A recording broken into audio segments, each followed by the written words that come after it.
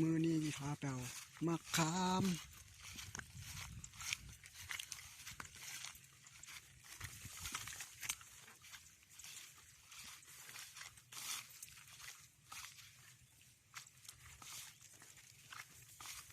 ขึ้นเลยพี่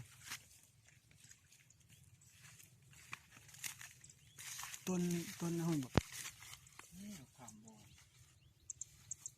เขาว่าต้นนี้มีแตนนี่ต้นนี้แหละ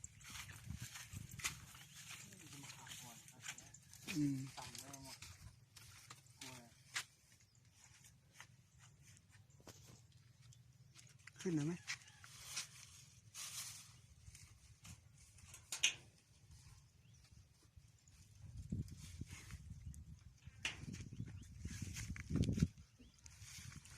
อันนี้เป็นการขึ้นต้นมะขาม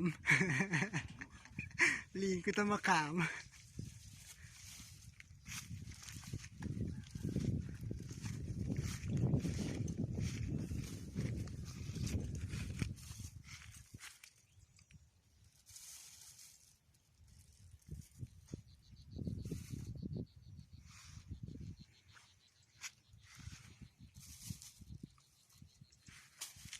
หลายอยู่เนาะ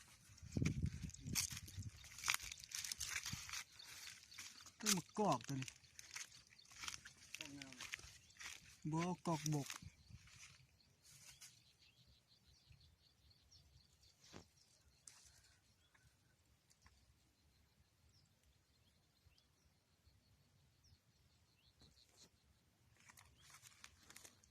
ธรรมชาติบ้านเฮามีแต่ของกิน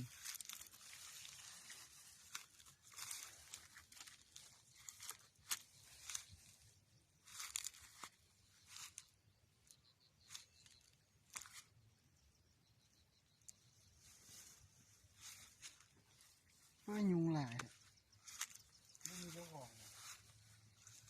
เจ้าของกับเจ้าบ่อยู่เจ้าของกับเจ้าบ่อยู่กูกัน